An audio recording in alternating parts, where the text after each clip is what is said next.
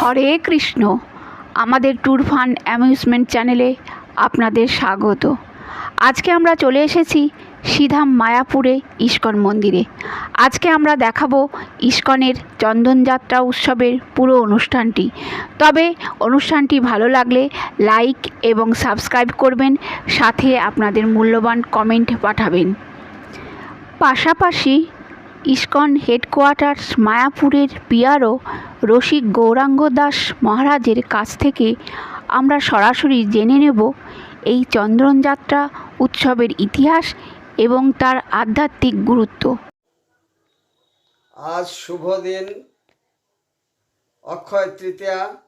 ইস্কনের প্রধান কেন্দ্র শ্রীধাম মায়াপুর সহ বিশ্বব্যাপী সমস্ত শাখা কেন্দ্রে এই উৎসব মহা সমারোহে পালন করা হচ্ছে। এই চন্দনযাত্রা উৎসব চলবে 21 দিন ব্যাপী। ভগবান রাধা মাধবকে চন্দ্রোদয় মন্দির থেকে বর্ণাঢ্য সংকীর্তন শোভাযাত্রা সহকারে নিয়ে যাওয়া হবে পুষ্প সমাধি সরোবরে। সেখানে আলোকমালায় সুসজ্জিত করা হয়েছে। চলবে প্রদক্ষিণ, আরতি, ভজন, কীর্তন। এই দিনটি ঐতিহ্যবাহী।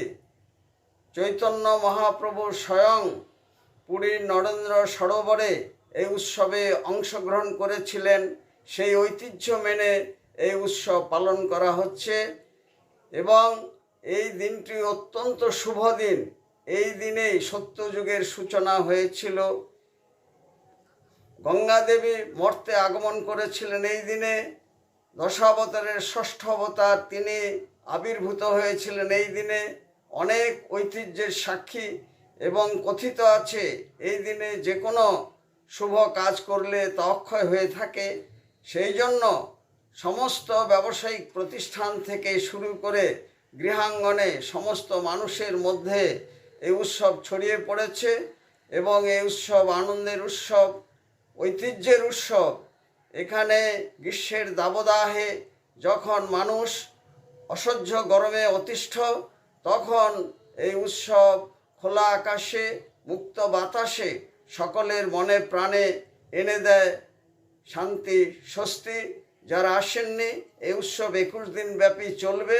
তারা শ্রীধাম মায়াপুরে আসার জন্য সাদর আমন্ত্রণ জানাই। রসিক গৌরাঙ্গ দাস, ইস্কন মায়াপুর, জনসংযোগ আধিকারিক, নদিয়া।